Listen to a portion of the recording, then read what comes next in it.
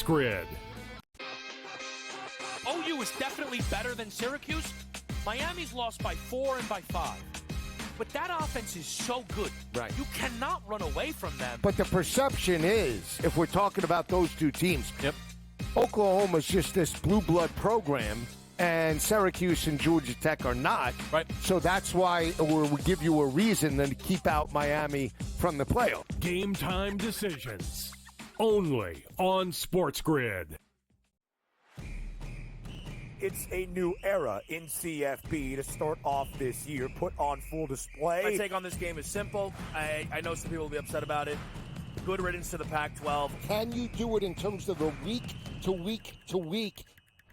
I don't see a pathway for this team to miss the college football playoffs. We want to make sure you have those best bets in the entirety of our betting cards. That was thinking! But he had that program was already going there! Only on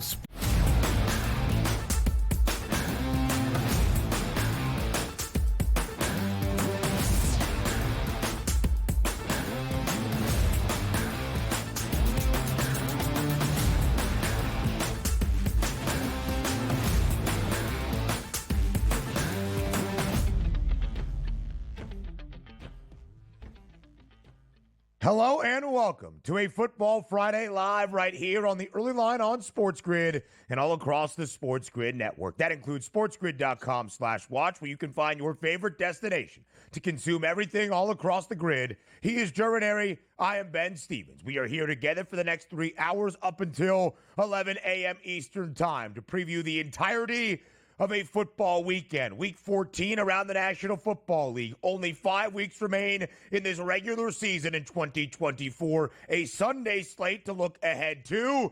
And, of course, a monumental Thursday night game to kick off this week. In the Motor City last night, a Thursday night thriller between the Lions and the Packers. Plenty to break down from that game. What it means for the divisional chase, the conference odds, and, of course, Joe, as we look at Detroit, the Super Bowl odds as well. But it's also conference championship weekend in college football. A triple header of conference titles on the line tonight in CFB. We'll go around the association, some college hoops, but don't call it an upset in Happy Valley. So much to get to here on this Football Friday over the next 3 hours.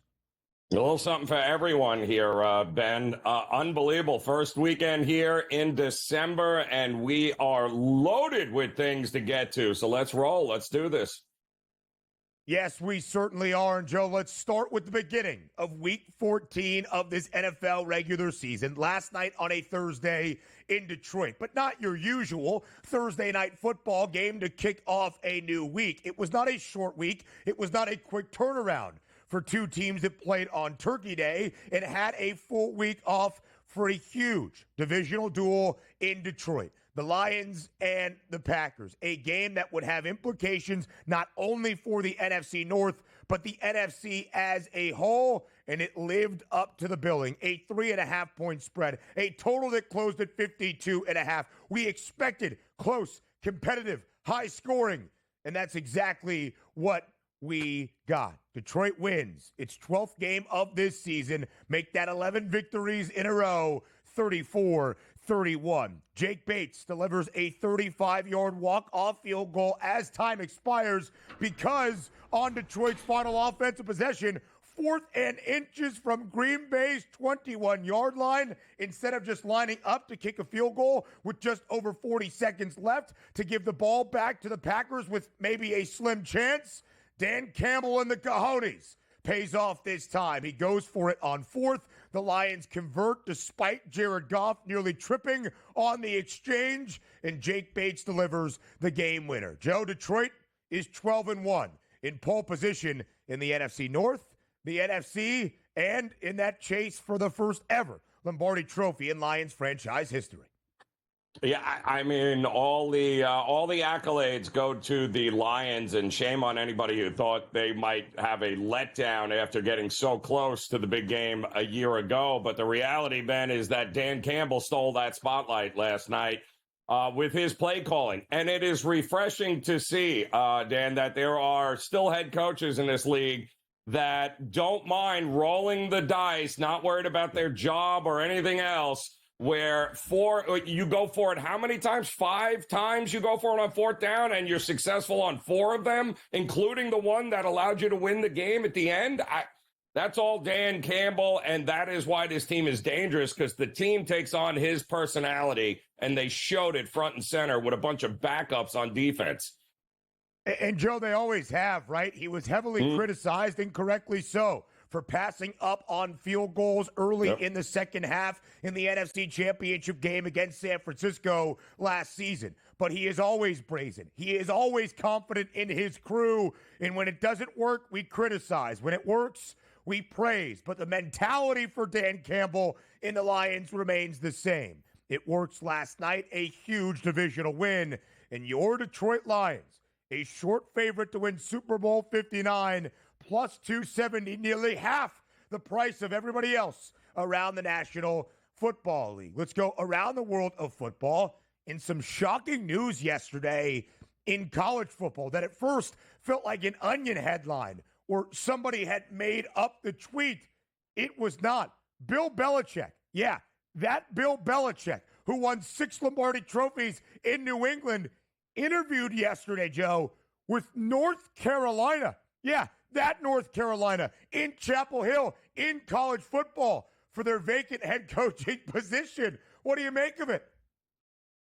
I think it was completely staged. I think it's just it's a leverage move. Listen, Bill knows he'll be on the sidelines in the NFL again next year. Nobody thinks he's coaching in college. However, you put that perception out there and you interview for a couple of head coaching jobs, that all of a sudden becomes leverage and a competition. Yeah, no, love what Belichick did there yesterday, although I have no intention of seeing him on the sidelines in North Carolina anytime soon. Could he take over for Mac Brown? I would agree with your assessment, Joe. I think that is the perfect summation. Some changes to UCLA's coaching staff. Former Chiefs and Commanders offensive coordinator Eric Bieniemy fired or let go, or as his agent might tell you, a mutual parting of ways yesterday in Westwood after his only year as the Bruins offensive coordinator, a year in which UCLA was the 9th worst scoring offense in all of FBS college football. Spin, baby, spin. Amazing that he is not having the same kind of success without Patrick Mahomes as his quarterback in that offense. I will say this, Ben, he is pretty much his reputation of being very hard to work with and burning bridges everywhere he goes, alive and well. The Eric Bieniemy stock is plummeting as we speak. Now, around the association, big matchup last night in Cleveland. The Cavaliers playing host to the Denver Nuggets. Short spread, just 3 in a hook in favor of the NBA's best team. That's the Cavs, and they deliver. A 126-114 victory, becoming the first team in the NBA this year to post 20 wins. Yeah, Donovan Mitchell, 28. Garland, outstanding as well, 24. And now they're 13-1 at home and beat a pretty motivated, I think, Denver Nuggets team who wasted a triple-double by Jokic. So this could be the end of the Denver era here, by the way.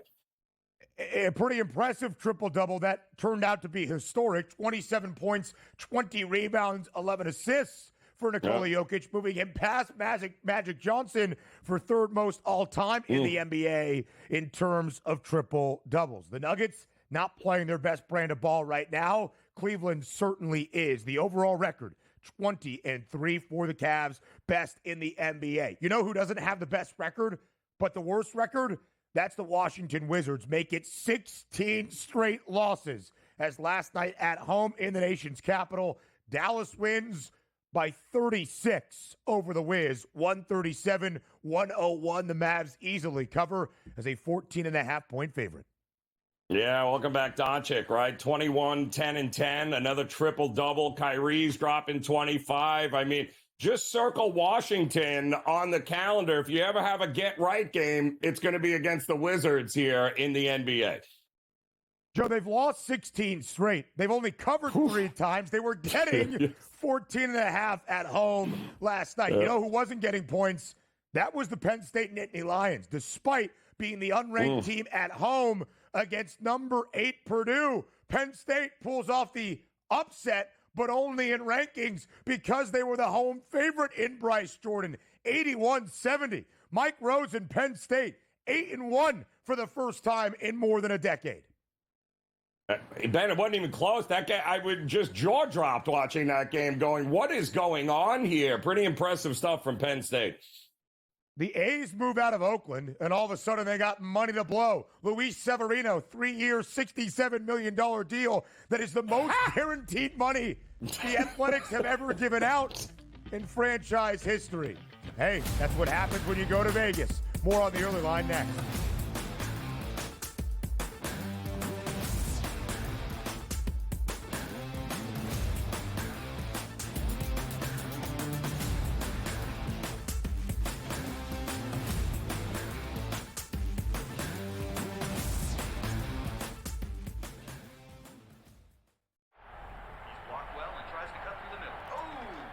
Your gut says Miami is going to win, and you should take the over.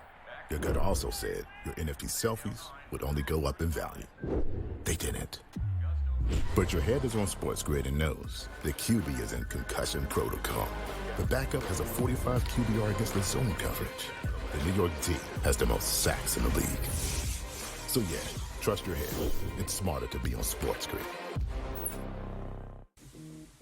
Right here with you on Pro Football Today on SportsGrid. Odds in motion, trying to see what lines have moved throughout the week. Never felt more comfortable in this set than I do for this year. I am ready. I'm just getting angry. The hot takes are going to be here all long, people. What in the world is going on in Miami, Dom? It's not particularly anything to shy away from just because many people are on top of it. Hot take, hot take. I think this line is asking you once again to take New Orleans. Pro Football Today, only on SportsGrid. The two guys that can do it all. Too much electricity this morning. This is a good time. We're having a lot of fun. I had to do a triple take. Ka-ching! Why? Because of parity. I didn't mean to offend. Yeah, it's not going to happen. Load management is a dirty word. Let him rip. You know what? Circumstances provide the results. What? How do you do this one? Oh, Donnie, you got such a good show there. A network that is booming. The early line, only on SportsGrid. There is going to be an energy to game time decisions that you will feel night in and night out. We're going to go through every single thing, and I've got a great team behind me that's going to help me get the job done. I want this to be the place that people come to. We are going to hit every single one of those markets that you need to know about. There is not going to be a better place, I promise you, than Game Time Decisions. We will have everything at our disposal, and we will use that to our advantage. I'm Kevin Walsh. Tune into Game Time Decisions from 6 to 8 p.m. Eastern on SportsGrid.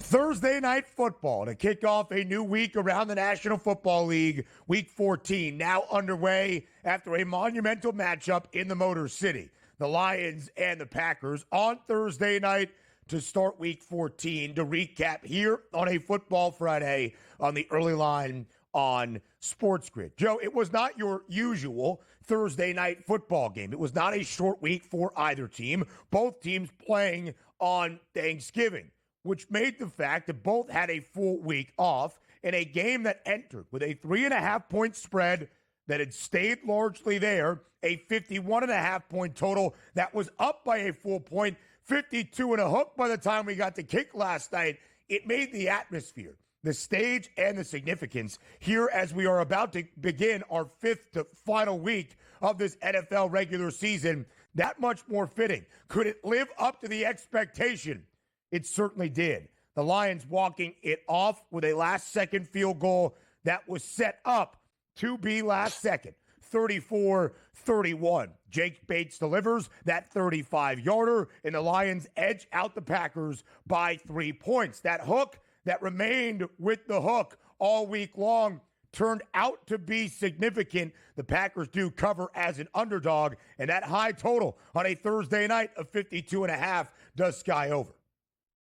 Yeah, what a difference a game makes, and what a difference from the first time that these guys played, where the Green Bay defense, man, actually only allowed 17 points in the rain. They held them to 3.9 yards per carry on 32 carries, and what a different game that was last night. A absolute shootout. And with all the injuries, including another one, by the way, on the defensive side, McNeil was ruled out with a head injury to start that second half. Just another growing list of players on that Detroit defense that's not going to be available to them, Ben. But you know what? When the offense can do what they can do and they can drop over 30 points on an opposing defense, you can overcome those kinds of injuries. But the reality is I don't anticipate them taking a step back or breathing or exhaling. I think Dan Campbell is going to keep these guys fired up. I think they're going to want to run the table, and it would not shock me, given the schedule, if they do just that. Detroit, who had covered in 9 of its first 10 victories, now has not covered in its last 2 wins, both against divisional foes, both winning by a field goal. But last night's outright result more significant for the NFC North race, what it means around the NFC, that positioning for Detroit to maintain the number 1 overall seed, and of course their outlook to try to play in a Super Bowl for the first time and win the first ever Lombardi Trophy in Lions franchise history. But part of the reason, Joe, that Detroit always has that belief that the old saying in the Motor City of SOL, not blank out of luck, but same old Lions, really no longer exists, is because of the mentality and the confidence instilled in Detroit by Dan Campbell and his ability and his conviction at any moment of a game, even in the most significant of moments when it would seem to be just smart to take the 3 points and try to win. He'll push the envelope and he'll go for it. Here is Dan Campbell on why the Lions decided, with just about 40 seconds left and at 4th and inches from Green Bay's 21-yard line, to not just take the field goal right then and there, but go for it, get the first down, and drain the entire clock for a last-second game-winning field goal. I just felt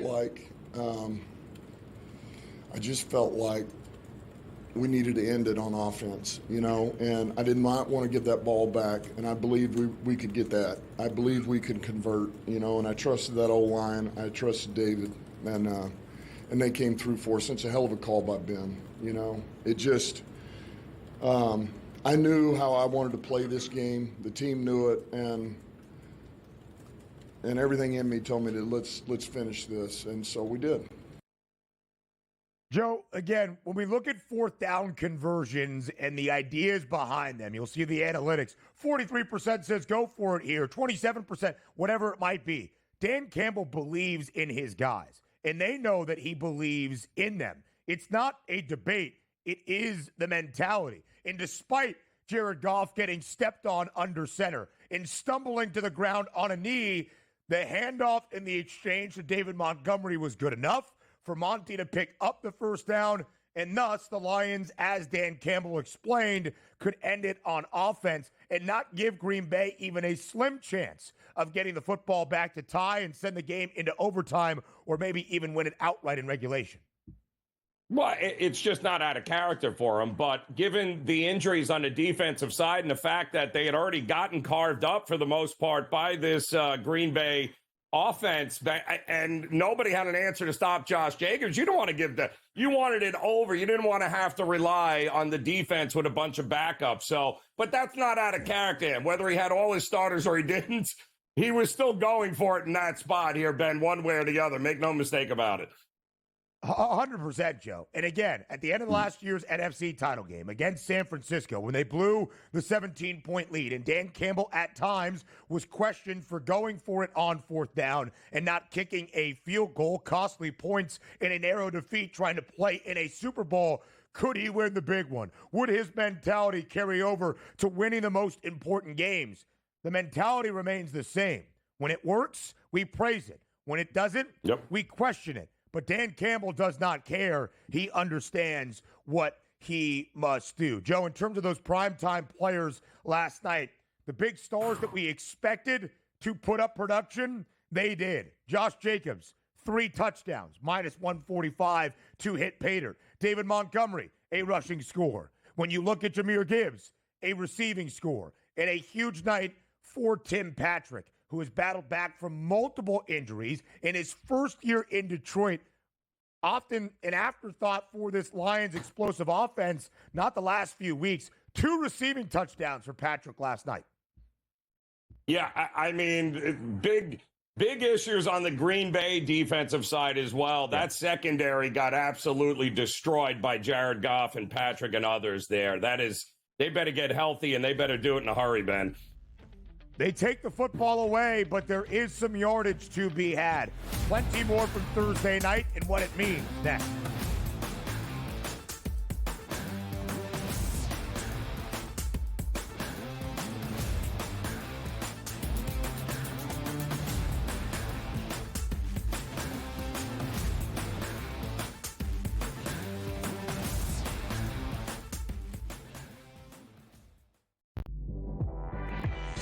She was recruited to Oregon partially by, guess who? Mark Campbell and Xavi Lopez. They know what they're doing. And I'm going to say this right now, folks. I'm going to say this right now. Mark Campbell's one of the 5 to 10 best coaches in women's college basketball right now. Betting above the rim. Only on SportsGrid. We got the NBA Cup going on. Not that anybody really cares per se about the NBA Cup. Now, I got to be honest with you. I actually did try to look of like, okay, like what does it mean like for the NBA Cup? Like who's playing for what here? And I lost interest and I gave up after about 30 seconds. And I was like, you know what? Whatever, dude. There's NBA games. Sports Rage tonight, only on SportsGrid. He also said that the Bears head coaching opening would be the most coveted job after the season. They'll let that guy stay. I heard today that they were very worried about screwing up Caleb Williams, so that he likes this guy Brown so much that they may let him stay as the head coach. What a disaster that'll turn into. Pharrell Coast to Coast, only on SportsGrid.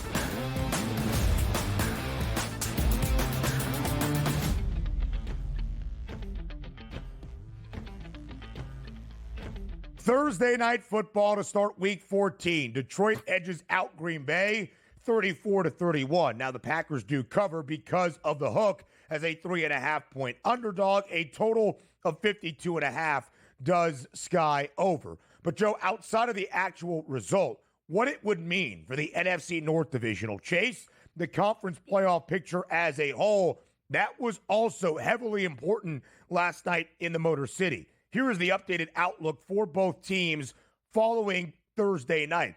Joe, entering the game, Detroit was minus 460 to win the NFC North. Fitting, right? For the team that has looked the best, is the best, metric and record-wise in the NFL, entering.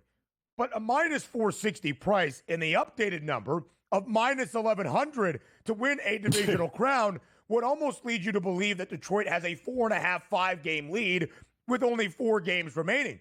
That is not the case still, and certainly was not last night. Just a game in front of Minnesota. Make that a game and a half now with the additional game played as of this moment. And entering the game, Joe, just a 2-game advantage in front of Green Bay. When the Packers took the lead in the fourth quarter, it's like, oh, this entire divisional race, the number 1 seed in the NFC, that could change on a dime based on this Thursday night result. But Super Bowl favorites and teams expected to win a conference championship, they find a variety of ways to win games, and that's what the Lions persevered and did last night at home. Yeah, no, they did. And they've already beaten Minnesota once, right? The team that is chasing them here, Ben. The schedule is interesting. And their last game is against, of course, who? Minnesota this season. But they still got Buffalo ahead of them. The Bears, division rival, which won't be easy. The 49ers, who will be in a foul mood. And then Minnesota. So at that price, you would think that's an easy sweep, right? I don't know about that. That's a little over the top, that number. Yeah, I would agree, Joe. They do end the year at home against the Vikings. That is a good thing. The reason the Packers number is monumental to try to claim a divisional championship, not just the 3-game deficit in the standings, but the fact that after the win last night, the Lions have swept Green Bay in the season series. So add on that additional tiebreaker advantage. But Detroit's remaining schedule is not easy, as Joe alluded to. Buffalo at home next week. At least they'll have the mini bye and the additional few days of rest. That will give them the advantage against the Bills. And that Detroit defense needs it. You mentioned Aleem McNeil, who is one of the best interior defensive linemen in the NFL. Did not play in the second half last night. Late in the fourth quarter, the outstanding second-year safety, Brian Branch, had to be helped off the field. The Lions need all the rest they can get at this moment. And then road games against the Bears and the 49ers before ending the year against Minnesota. Joe, there's a chance. The Vikings are a 10-2 football team, 5.5-point home favorite this week against the slumping Atlanta Falcons, that although right now Detroit is a minus 1,100 favorite to win the NFC North for a second straight season, it still very well could come down to that Week 18 game. Detroit would be favored at home, but it still could come down to the regular season finale.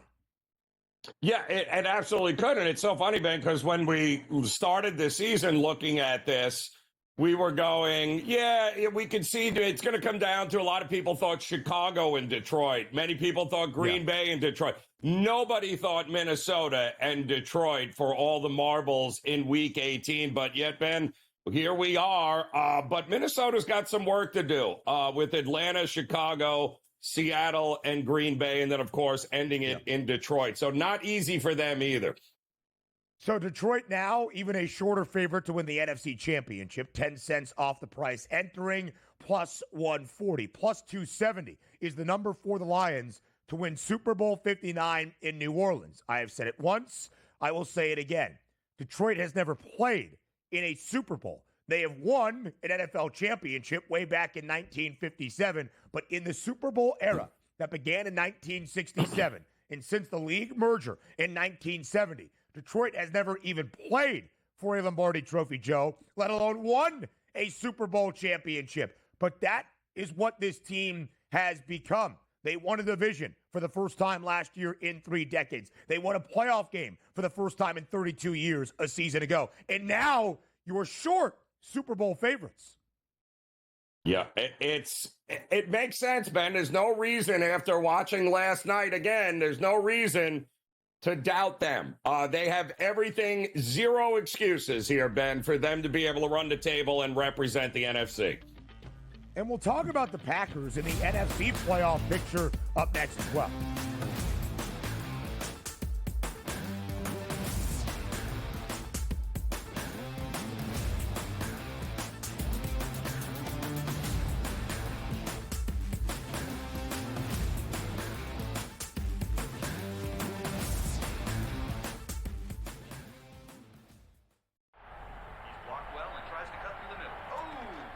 Your gut says Miami is going to win, and you should take the over. Your gut also said your NFC selfies would only go up in value. They didn't. But your head is on SportsGrid and knows the QB is in concussion protocol. The backup has a 45 QBR against the zone coverage. The New York D has the most sacks in the league. So yeah, trust your head. It's smarter to be on SportsGrid. Two guys that can do it all. Too much electricity this morning. This is a good time. We're having a lot of fun. I had to do a triple take. Ka-ching! Why? Because of parity. I didn't mean to offend. Yeah, it's not going to happen. Load management is a dirty word. Let him Rip. You know what? Circumstances provide the results. What? How do you do this one? Oh, Donnie, you got such a good show there. A network that is booming. The Early Line, only on SportsGrid. The sharpest football contest show in the land, the Las Vegas Football Contest Show, focuses on Circus Sports Million, Circus Survivor, and the Westgate Super Contest, handicapping the games and releasing our contest picks every week of the season. With two former Super Contest winners, Brady Cannon and James Salinas, a former NFL player, Mike Pritchard, and over $1 million in contest prize money won combined, the Las Vegas Football Contest Show will have you prepared this season like none other. We got the NBA Cup going on. Not that anybody really cares per se about the NBA Cup. Now, I got to be honest with you. I actually did try to look of like, okay, like what does it mean like for the NBA Cup? Like who's playing for what here? And I lost interest and I gave up after about 30 seconds. And I was like, you know what? Whatever, dude. There's NBA games. Sports Rage tonight, only on SportsGrid.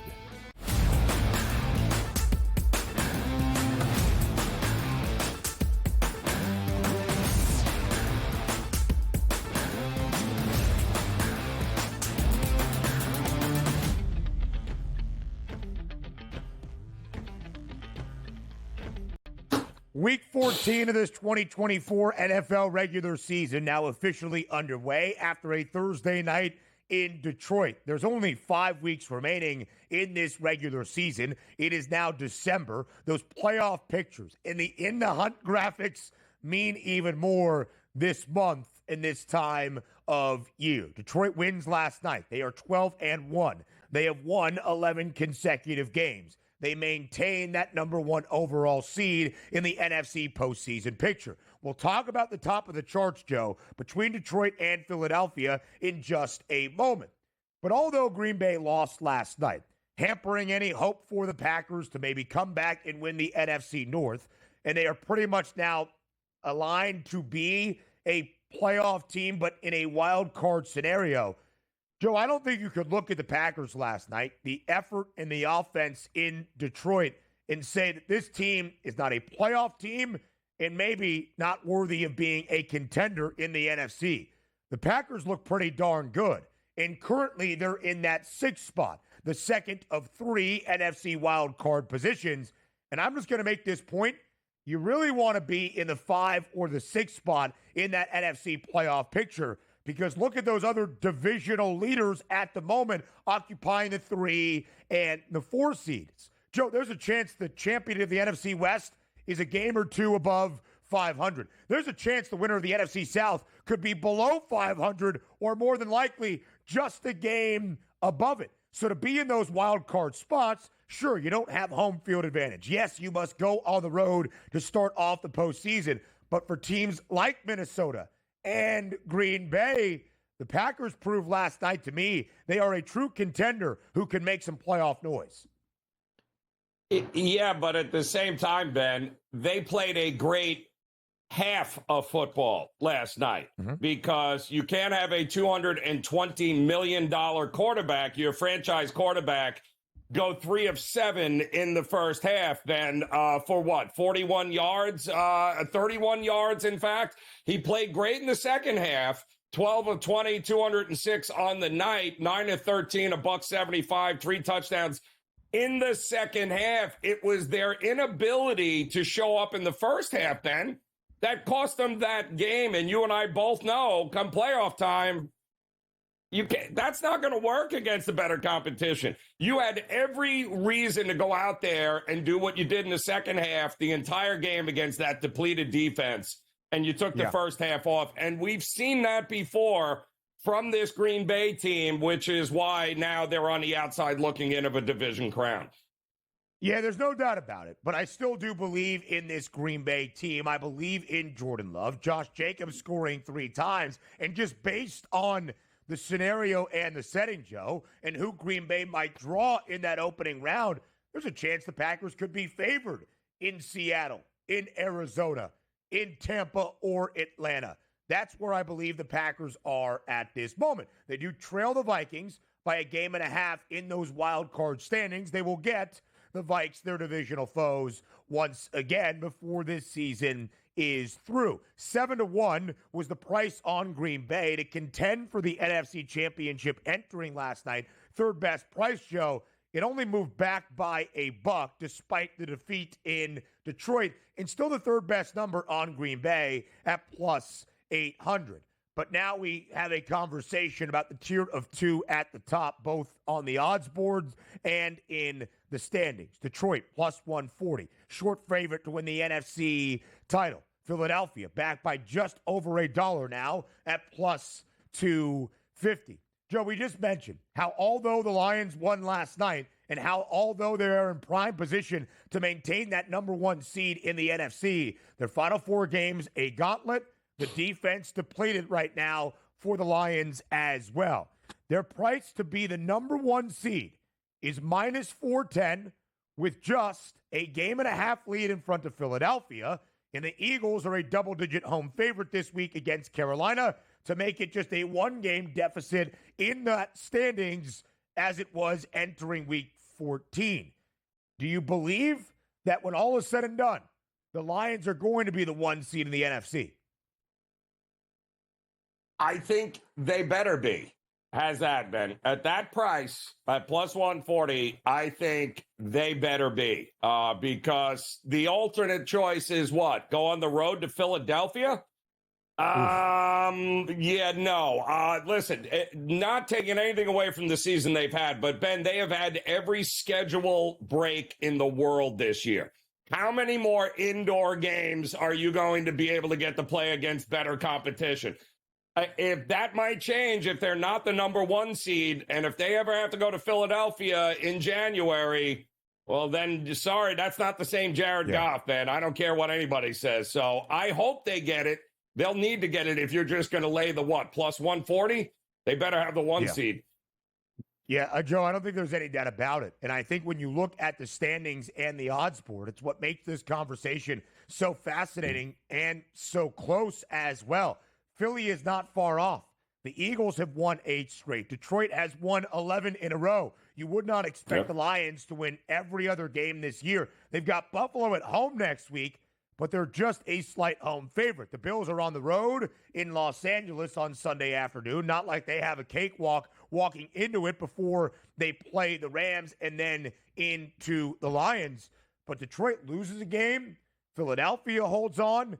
I certainly would not lay minus 410 at this moment for the Lions to be that number one overall seed in the NFC when all is said and done. And maybe it's worth a small little wager, a sprinkle on Philadelphia to be that one seed at a 4-1 price. Elsewhere, Joe, around the NFC playoff picture, it's important for the Packers and the Vikings and the Commanders, who are now just a game behind Green Bay for what would be the second of those 3 wild card spots.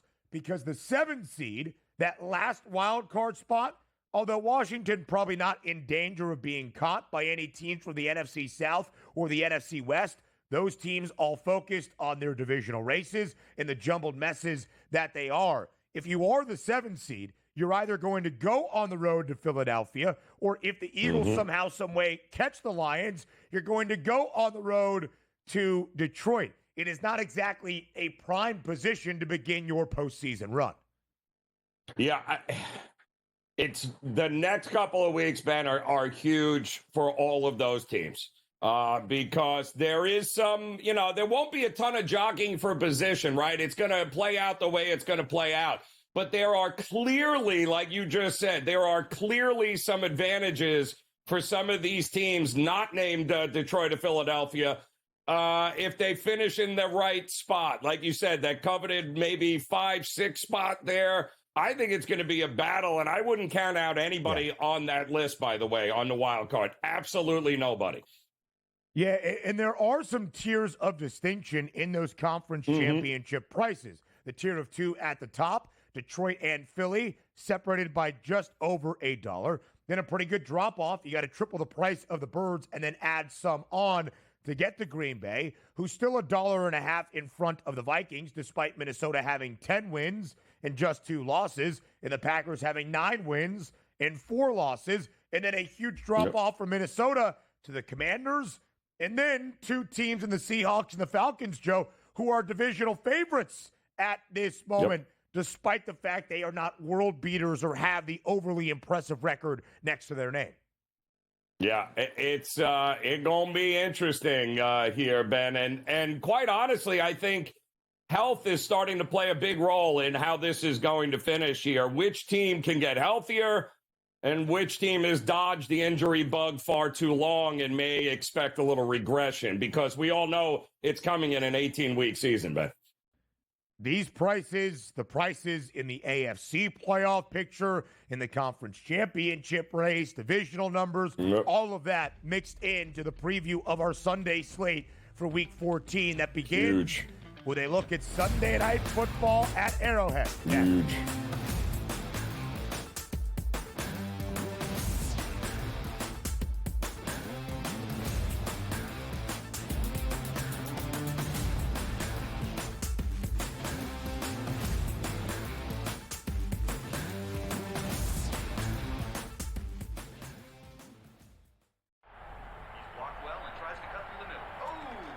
Your gut says Miami is going to win, and you should take the over.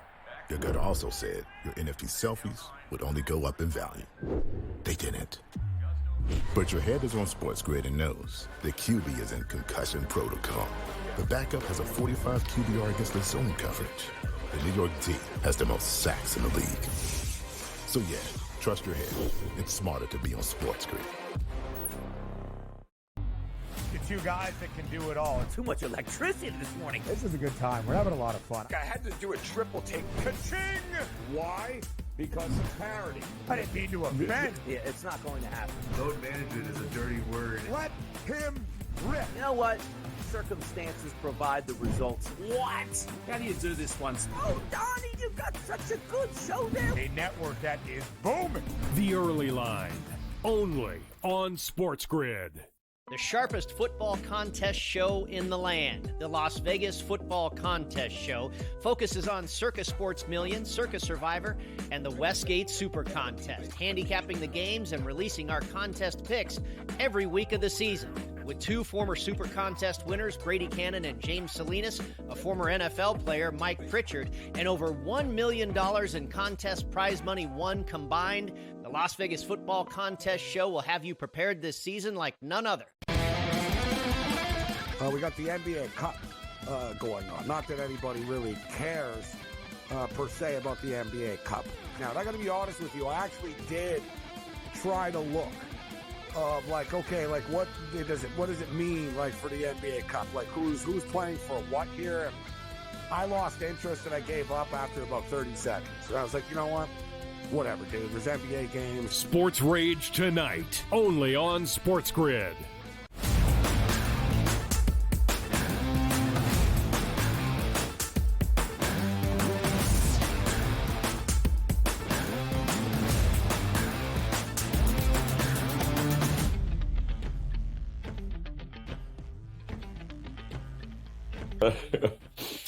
Each and every Football Friday, live right here on the Early Line. Our promise and our charge to you is that we will preview every single game on the NFL Sunday slate.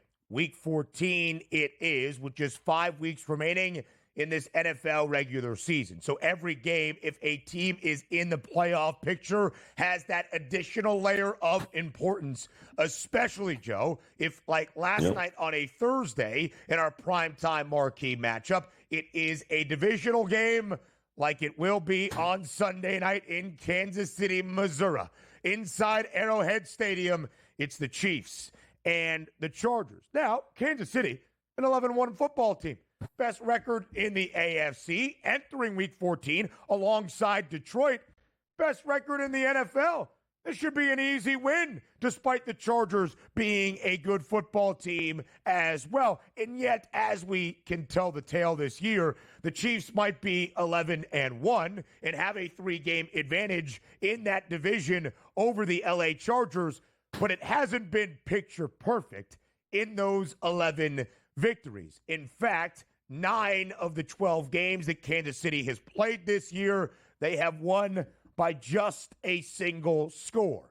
4.5-point spread in favor of the Chiefs. Will this be yet another one-possession game on Sunday night in Arrowhead? Ben, I don't know.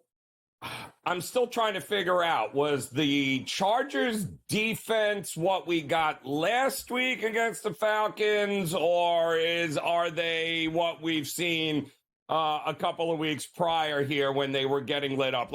Everybody has talked about the Chargers defense being overrated, overvalued. And that was the mentality going into that game last week against Atlanta. And what happens? Well, they pick off Kirk Cousins 4 times. The offense has not been great the last couple of weeks, but you know what? That defense has certainly showed up and showed out. So judging from what we have seen from the Kansas City offense as of late, I don't think this is going to be a big high-scoring game here. I do think that this is going to be quite the difference here. I mean, look at what we got against AFC West teams here. 19, 16, 27, and 17 points. Chargers, in the first Chargers game, they had 27 points, and that was kind of crazy. I don't see this being a high-scoring game second go-around. I think this is going to be all about the Chiefs and the Chargers defense, and we're going to learn whether or not this Chargers defense can put together back-to-back efforts like we saw last week. They're going to need to, because I think the Chargers offense has got some things to work through here. Last week against the Raiders, the Chiefs escaped in yet another game on Black Friday where if Aiden O'Connell and his center had better communication on the snap count, the Chiefs might have had their second loss of the season. Of course, Kansas City came nowhere close to covering as a near 2-touchdown favorite. It's very interesting, though, for Kansas City, Joe, when you look at where the defense has been for the Chiefs. Frankly, it's been what has carried KC, not just this season, but last regular season as well. Only 17 points allowed to a Raiders team that flat out is terrible. But in the previous 2 games against Buffalo and Carolina, at least 27 points when the Chiefs had not allowed more than 25 all season long in their first 9 games. The Chargers are the best scoring defense in the National Football League. LA has gone under in 8 of their 12 games this year. And neither team, Joe, has been overwhelmingly impressive in terms of covering numbers where they are in these spots. The Chiefs have not covered in 6 consecutive weeks. That includes 5 games as a favorite, but in all 5 games as a favorite, KC has laid at least a touchdown. The Chiefs as a 6.5-point favorite or less this year, they are actually 4-1 against the spread. It's a shorter number if it's a single-score game, but it's more than 4.5 points. KC might be able to cover. The Chargers, Joe, were technically, depending on where you got the number, either a very slight road underdog in Atlanta or a slight moneyline favorite. I saw the number on FanDuel prior to close where LA was actually getting more juice on the money line than that of the slumping Falcons. So I'm not going to consider that game a true underdog for the Bolts. But in the 3 games this year for the Chargers as a true underdog, they're 0-3 straight up and 0-3 against the number. The first 2 going under a total, including the opening game against KC. But that Chargers offensive line was heavily banged up, and LA still kept it to a single-score game. Yeah, listen, like I said, the first game between them, Ben, what we had, 27 points? Mahomes, by the way, this year, 11-4 to the under, actually in his last 15 home starts. He's 33-19 in his career to the under at home here. Also, 12-6-1 to the under, Ben, in divisional games here. And we're talking about 5 straight unders here. And listen, the running game is going through a transformation right now with the Chargers. It was a big part. They couldn't protect Herbert last week against Atlanta's non-existent pass rush, and they were hitting them left and right. What do you think Spags and this just Chiefs defense is going to do? So I don't see this being any sort of – I don't even think Mahomes doesn't even pretend to take deep shots anymore. So everything is over the middle, dink and dunk. This is going to be another one of these rock fights with the team who has the ball last, Ben, that they're going to win the game. And let's look at that quarterback comparison now, because the numbers for Justin Herbert have been on the rise. because at the beginning of the season, Greg Roman, OC in LA, Jim Harbaugh told everybody, made it crystal clear, we're going to take the onus off a guy in the first 4 years of his NFL career, had to do everything for the Chargers to even be competitive. We are going to run the football. They have not ran it as effectively. Of course, J.K. Dobbins has been dealing with injuries. Meanwhile, for Mahomes and the Chiefs, it was Kareem Hunt, Isaiah Pacheco now back in the fold. But, Joe, Patrick Mahomes has been throwing the football like crazy as of late. Last 6 games for the Chiefs, at least 33 pass attempts, 37-plus in 5 of the last 6. I would keep an eye on that attempts prop for both Mahomes and Herbert entering Sunday night in KC Mo in a huge AFC West divisional game. More from the NFL Sunday slate next.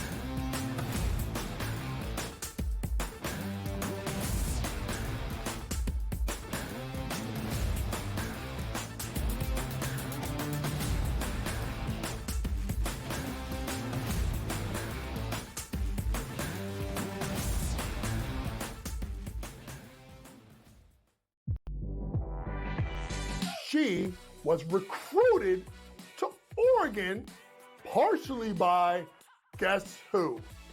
Mark Campbell and Xavi Lopez. They know what they're doing. And I'm going to say this right now, folks. I'm going to say this right now. Mark Campbell is one of the 5 to 10 best coaches in women's college basketball right now. Betting above the rim. Only on SportsGrid.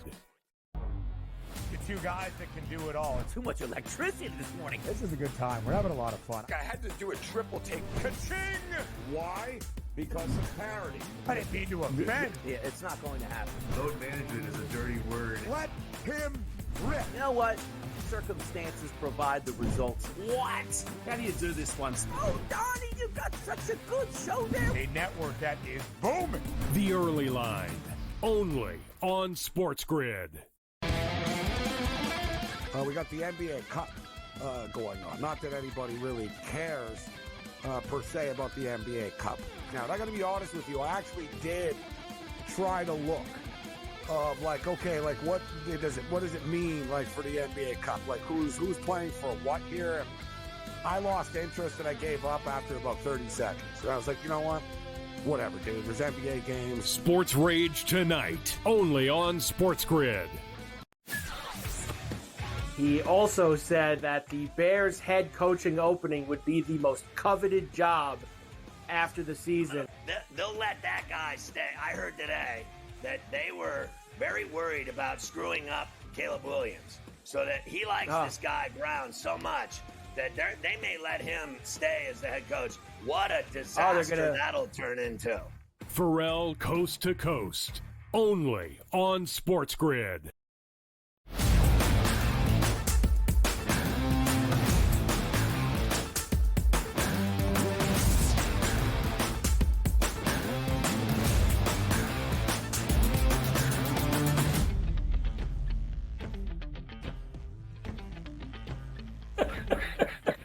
A huge Sunday slate around the National Football League where, again, implications will be found for divisional races, even races in the conference standings as well. The Chiefs now just a 3.5-point home favorite on Sunday night against the LA Chargers. If for some reason the Chiefs start to stumble and those single-score wins become close losses, the biggest beneficiary, of course, that would be the Buffalo Bills, who are a full game behind KC right now atop the AFC standings into that second slot.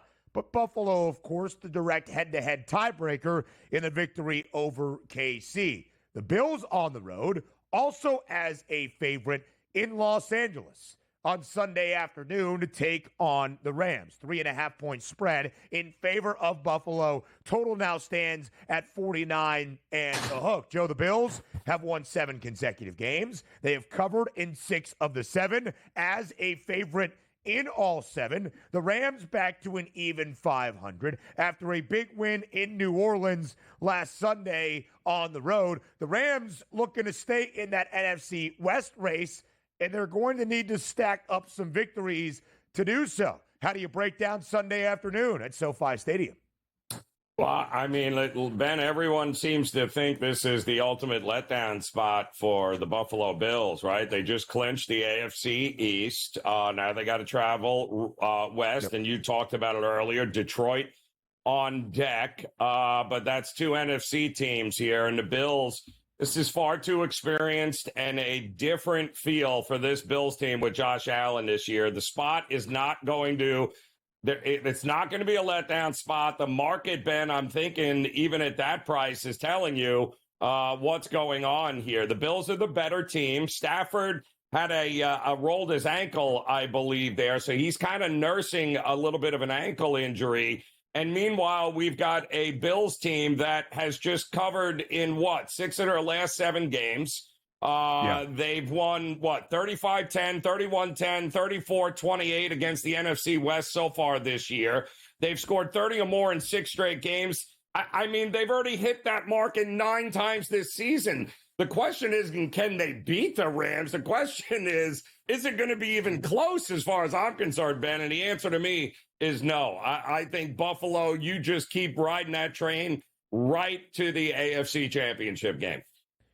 This almost feels like more of a letdown spot for the Rams than it does for Buffalo, in my estimation. We have seen Los Angeles do this before, even last year.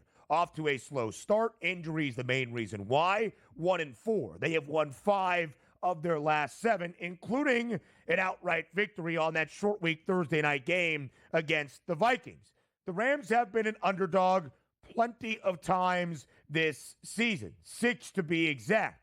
They are either 3-3 straight up, meaning that they win outright, or they do not cover. Joe, Buffalo, by the way, over in 5 of these 7 games on the win streak. Buffalo in its last 6 games, at least 30 points.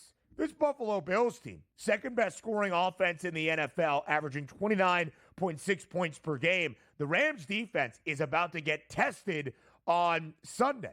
And so let's then add in the stakes. Buffalo wins this game. They're 11-2. Kansas City is a favorite on Sunday night, but it will not be easy against the 8-4 LA Chargers. Buffalo stays in this, Joe, and maybe the Chiefs drop one down the stretch. Buffalo's price right now to be the AFC number 1 seed, plus 110. The Chiefs remain the minus money odds-on favorite at minus 135. But again, I cannot stress enough how critical that direct head-to-head tiebreak in the win for Buffalo over Kansas City a few weeks ago might end up being. It's huge. And they know that, too. Make no mistake about it. Buffalo wants the road to the Super Bowl coming through Orchard Park. They have no intention of having to go to Kansas City. And they'll control what they control. They beat Kansas City already. I know they're thinking they probably should have had a couple of more losses, but the Bills want home field advantage, and I don't see a path in which they don't get that here, especially now that the Bills are getting healthier on defense. And quite honestly, they're the best team in the NFL, bar none right now. With the injuries to Detroit, it's the Bills are the best team.